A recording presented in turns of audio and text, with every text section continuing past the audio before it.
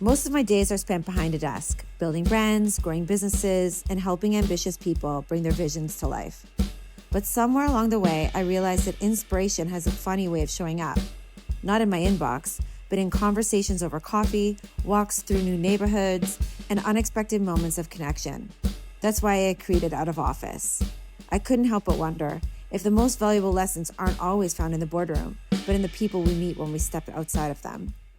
So today I'm sitting down with George Sully, friend, designer, entrepreneur, and one of Canada's most influential creative voices.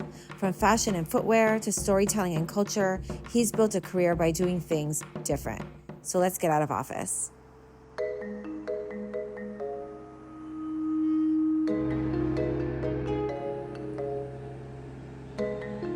Should we hold hands? Oh, my friend, I haven't seen you in a while. But actually, she was asking when we saw each other last, and I guess it was like, what was it? The CAF Awards. Yeah, the CAF Awards. Yeah, Absolutely. were you? Absolutely. Did you win an award, or you're presenting an award? I think, well, I do both. Of course you do, my friend. Of course you do. We should get a coffee. Oh, absolutely. Okay, we're gonna get a Let's do it. Let's do it. Oh. We're not gonna get a coffee. Just kidding. We are. Okay, we need to talk about this. This is beautiful. Yeah. So that's BDC Magazine. You have the best and the brightest Black designers in the country Okay. wrapped around this beautiful book. This is such a big project, and I want you to tell me everything about it. Course, And I of know course. it goes deeper than the magazine, and the magazine itself is like super beautiful. Absolutely. Okay, like everything you do. Let's go back to like when we met 20 years ago, because there was Absolutely. magazine, there was design, there was entrepreneurship, there's Yes. innovation, and that has been like a common thread through all of the things Yes. and who you have evolved into, right? Absolutely. So let's start there and how you got here. Well, you know what? It's funny because how I got here is through my family. Okay. And my mom and my dad, brothers and sisters. My mother was a caterer. She was a designer. She was a sculptor. She was an artist. She was a painter. Wow. She did all these things. My father was a jewelry maker, also an illustrator. My brother, super freehand illustrator. Okay. Sister, voiceover artist. My other brother, same thing. Sketch, art. We were a group of creatives, and I grew up in that. Very vein. creative family. And you know, when somebody told me to pick a lane, it's crazy to hear, because as the baby of the family, I was always watching my parents and my siblings doing these multiple things and being creative. Mm-hmm. So it starts from a creative place. It starts when I was very young and watching. And they were very encouraging. for you to Very follow encouraging. Creativity path. Very encouraging. All the way through. I consider us, we're always kind of like a circus family. You know what I mean? We didn't know, we didn't care what was going on around us, but we loved each other. Oh, that's right? great. And we supported each other. And that's where it comes from, just the creativity. So like, continuing on my journey, I started a little bit of music and then got to fashion eventually. And when we met, funny enough, I was already in that creative hub. If you could imagine, there was already multiple things happening. No, like So I fun. remember walking into your studio, which I think was your apartment at the Yeah, time. absolutely. And I was like, okay, this guy's cool. Like Yeah. something cool is happening here. And you were super professional and super Yeah. artistic. And it was Absolutely. just so exciting to Absolutely. be a part of it. And then we hit it off Yeah, immediately. you were awesome. And she was a looker. So. Okay, we're never finding that photo. That will never come to play. gonna bring Okay, it, no, but please. I gotta know how you felt No, about it. no. But yeah, we met, and it was awesome because we were just starting Chad Magazine, and we said we're going to do a calendar, like a black and white artistic calendar. And you were gung-ho for it, and I appreciate that because it was about being creative, and it was about stepping out and just showing.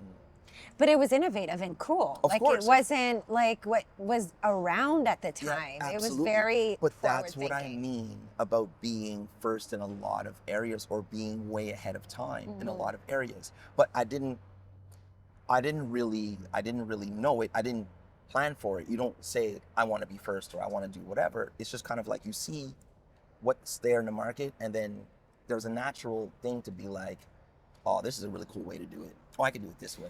That's also brave though, right? Like, Yeah. because I think when you are a creative, Yeah. it's also a challenge because you need to survive, you know, and it's not Absolutely. necessarily the most, you had a supportive family, which is Yes. amazing. They were creatives in itself, which I think helps you foster that Yeah. and go after that with confidence. But some people don't have that kind of community too. And it's true. not like we live in a city that's like, yes, Absolutely. go be a painter, Yeah. you know, unfortunately. True. And so like, True. it sounds to me like you were chasing your passions. Were you ever concerned that you weren't going to make, you know, a life for yourself this way? Yeah, you know, like, again, it's a weird feeling of always being in that pocket that way. Again, my parents were entrepreneurs, so I watched them solve problems Right. constantly. And when you're born into that, it's one of those things that you know you want to do what you want to do, and it's almost kind of like you're not thinking about it. It's just kind of an afterthought. I'm just gonna be creative, like they did. You might not know all the pitfalls that they went through or the hard times that they were going through. Not telling you, but just encouraging you, but not telling you the real situation about monies and finances and so on and so forth.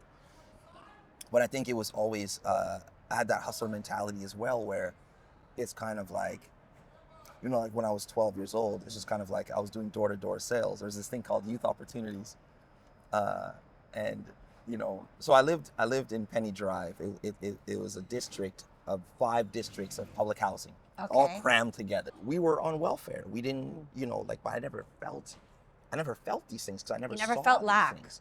You didn't live in that mentality.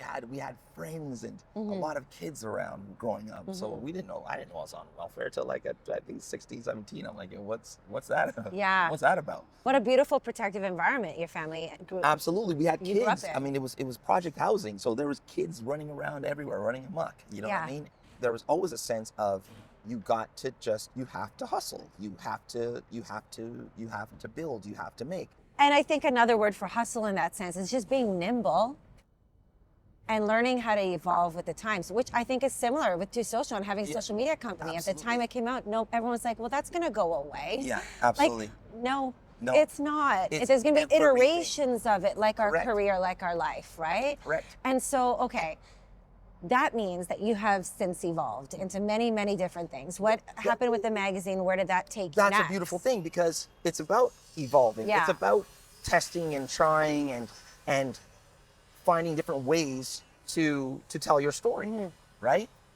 And within that, it makes good business if you have good sense, right? And so, like, from music to clothing to magazines, it's all from the same computer. It's all the same Adobe Photo Suite. Yes, it's the yes. same thing. Foundational. It's foundational. It's kind of like it takes to make these tables and to make everything around us. It takes software. It takes Illustrator. First, you're making, you know, your 2D and then your 3D and then all these. It's the same. So, I mean, here's George, right? Yeah. This creative person. Yeah. From that creative source Yeah. could come all of these things, is like what we're saying, right? And that's why you've been able to be nimble and evolve and all these. How do you find then downtime to recharge, to be creative? Yeah. Because I know for myself, especially like being creative, and then also my outlet is for work is social media, right? Right. Oh my God. Oh, true. So many things going on, which is why on the flip side, I do a shitload of yoga. Like there's other things I do on my flip side, right? Yeah. But what do you do? Like you're a dad, you have your own family. Like how do you? It sits in creativity still because I get a motorcycle that is not the color. It's not the right thing. And then I start tweaking it. And then I just start changing the parts on it. The satisfaction of creating something from something that was one thing and then it's the next thing, that's the most beautifulest thing to me. And if I'm recharging, that's my recharge. It doesn't. Quiet time, walks in nature. Well, see, okay, maybe we can explain it this way. Yeah. I'm from Ottawa originally. Okay. 10 minutes away from any downtown corner is a farm. There's love that. forests, there's things. I'm from these raves that we used to go to. They were in the bush. Like, it's always barbecues. There's always drinking. Yes. There's always partying in the bush, in the thing, in Fun. the forest, in the thing, in the that. I come from a place where it's just kind of like, when I came to Toronto, many moons ago, 25 years ago. When I came to Toronto, I was like, oh my God, there's factories everywhere. We used to have one printer in Ottawa. Okay. And you come to Toronto and there's opportunity and things everywhere. I was so hungry to build and I couldn't in such a small town. And I come to Toronto and you have everybody sitting here and not realizing what they have in front of them. I can manufacture things. That blew me away. I'll rest when I'm dead. I will die with a sickle and a hammer in my hand. Like, one more build. Yeah. One more build. And there's nothing better than when you're doing that and it's coming from passion, a place of passion, and then you get to make money, you get to eat off it. Essentially builds a life Absolutely. for you and your family. I can't believe it still. Is that the like that sense of accomplishment? That's inspiring. That fills you with some pride and like that. Absolutely. And then you pass it off to your children. Through the journey, I'm sure the same with you. I know with myself, I know with any entrepreneur or leader, or really anyone in life, like you hit roadblocks, right? Absolutely. And so how do you avoid them from taking you all the way down? Yes. And those roadblocks, maybe talk about some of those. Every step you take, when you look back, the block falls behind you. So what ends up happening is that, okay, what am I gonna do? Okay, let me step back. Oh, can't do that. You get right to work. Whether you're broke or you're down or you can't pay your rent, you get right to work. And that is an innate skill, absolutely. It's because a lot of people, let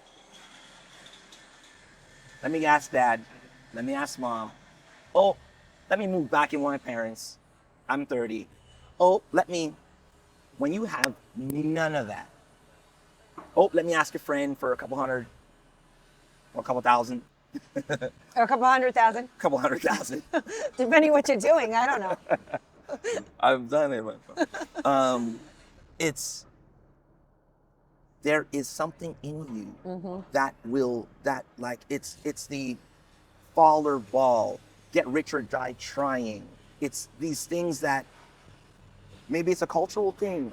Maybe it's, again, if a 50 Cent says get rich or die trying, get rich or die trying. That might be a saying to somebody, but to somebody like me, or die trying, because there is no other way about it. So imagine growing up into a you better or else. If you didn't grow up like that, then there's a mentality of, hey, I'm gonna dabble in that. No, dabble in that. No, let me try this. Goldie and the little bear, Goldie with the Goldilocks and the thing. Let me try this bed, this porridge, that porridge. When there's only one bed and one porch, there's no trying out different things. So you just get up and keep going. You get up and keep going. And that's all you have. And there's a tenacity, there's a resilience there that just is naturally built. And it's not a black or white thing. It's a life thing. But it happens to be, this is what I came in, so this is how I'm going to solve all my problems against what I look like. I didn't know I had a score of 800 because of the PTSD of being told that the bank will never lend you a damn thing. It's a PTSD that naturally comes. And this is a buildup of the systemic around you. You feel it. It's like carbon monoxide. It's killing you. You don't know where it's coming from. You can't till it's too late. Right. It's different for everybody. And I'm not cry me a river, George, I'm black, cry me a river. It's never been that, because guess what? You walk forward, 2 blocks behind fall. It doesn't matter what you are or what you look like at this point. You have to deliver something. Luckily, I love what I do because now I'm delivering something, and whatever iteration it comes in, you're making change. And maybe that's why I'm always ahead of the curve, or ahead of something, or wow, innovative, or either change making. I think I can definitely identify with the resilience piece, just being a creative, being an entrepreneur, powering forward, not having an option B. Yeah. That for me has been inspiring. Absolutely. I was having an earlier conversation today with another female leader about, you know, being the only female in a room. And like, what's that like? Yeah. You know, and I think it's getting better. I hope it's getting better. But either way, it's still something people notice. I have conversations with female leaders all the time. Absolutely. A friend who was a trader who didn't even have there was no plan for her maternity leave, Right. which is insane. Wow. Yeah.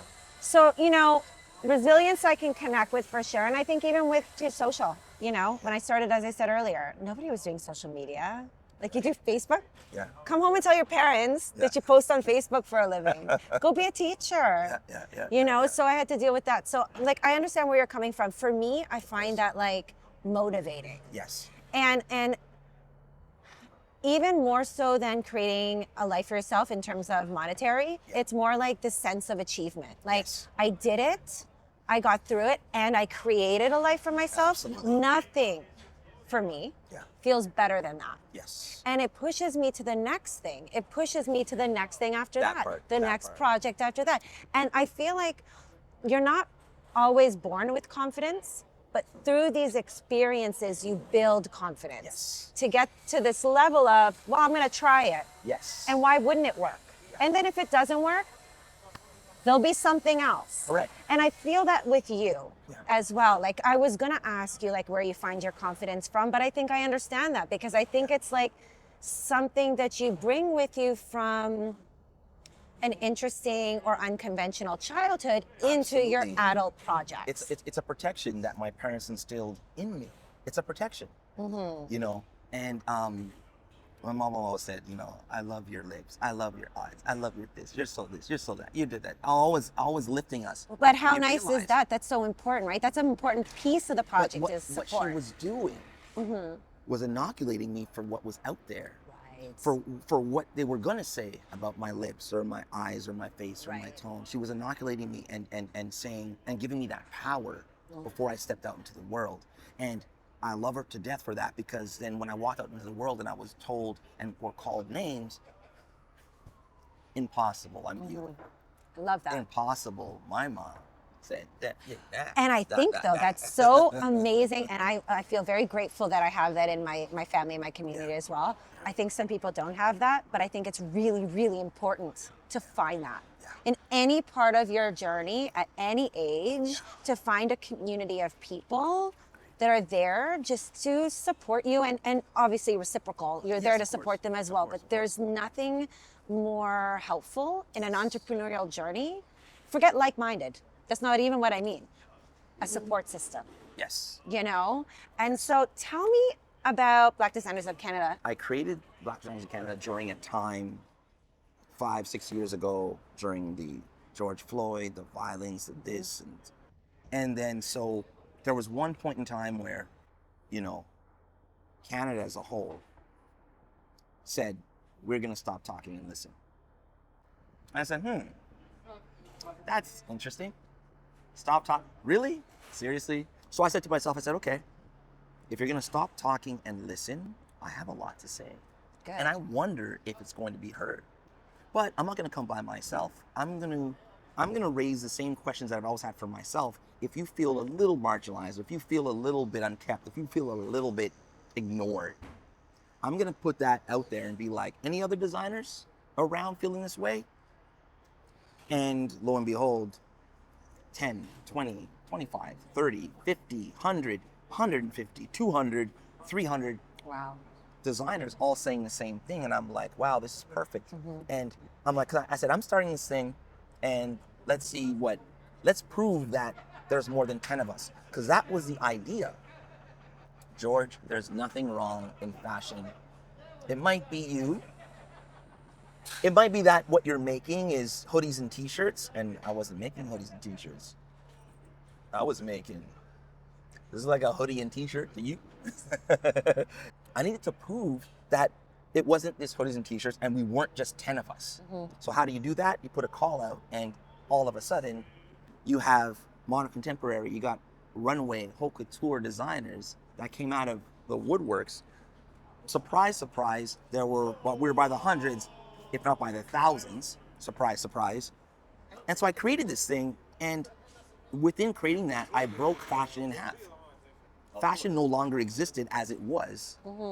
That so-called there was 10 of us. You had to deal with the fact that there was so many of us and so many quality designers. Boom. All of a sudden, you get all the attention. Right. You get especially at the time, right? There was a lot of, well, we better cover it. At the time, there was this whole culture of cancel culture and all this other stuff. So there was such a need and a push to cover it. It was almost nauseating how much talking about this turned into almost like a campaign, like almost kind of like a tour. And what was the tour? Were you covering me because it was a good thing to do? Were you covering me because I was saying, I'm going to come up with this big website, and this big this, and it's going to change everything, and you're wanting to see it not happen? Because I can tell you that there was a lot of positiveness, and there was a lot of, we'll see. That's impossible. He's going to create this, there's only going to get 10 designers on. There's no way he has that many designers that are going to, and then there it was. Which is pretty telling, right? Because these designers were always there. You gave them the platform. You brought them together at a time that there were more eyes, perhaps. Absolutely. So then what's next? Well, they're not getting awarded. And there's so many designers that needed awards for lost time, for being covered up. And then so I created Black Designers of Canada Award of Excellence. Right. To cover. And you know what? It wasn't for an ego's sake. It was more strategy. If I put award winning in front of these many unknown names, it's going to get you to have to, okay, I never heard this award that they won, but you know what? Let me just check. What are their websites? Oh, wow. Okay. And that's when you started seeing all these onboardings of all these different brands from this platform, because I gave an extra layer of, let me check it out. I don't know who this George Sully is. I don't know what this damn award he's giving out. You did a little brand positioning. A little bit of brand positioning. So then after that, the next step was the magazine. Which is beautiful. The magazine is not, it's a for-profit. BDC magazine is different than the non-profit. And what we wanted to do is because they asked for this. They're like, we don't want to be called the charity demographic. It's kind of like everything just given. I was able to do Black Designers of Canada, that platform, that online index for those that are coming up. BDC is for those that are ready. Everything is paid media. So if you're going to pay into something, at least pay something that is not only, and again, by the way, this is a tactile version. This is the collectible. The business is the digital. Our digital is like you've never seen before again. We came out with something called motion editorial, where it's an immersive experience. It's Z-scrolling, it's moving around. You can click on things, you could buy things. Amazing. In this place. Where do they see this? They see it, you can get it online. Like you can, if you're on your laptop, you can QR code into it. Great. Or digitally, it's a digital only for this issue, and then our second issue is going to be mobile and digital. Cool. And the only reason why we did it mobile first is because we want to get out. We want to be first. Yeah. And 95% of everybody is on their mobile. phones. So then, but the digital experience is like nothing you've ever seen before. It's making change again. I wanted something different, and not because I was looking for a race or to beat somebody out. It was just because it's the thing to do. I know where we are moving. So this digital experience, you can click on things. It's metric based. You can't give me money without some sort of accountability. I don't want it's give me the money and you're cool. I don't know what it's going to do for your business though, but hey, you're in there. You look good.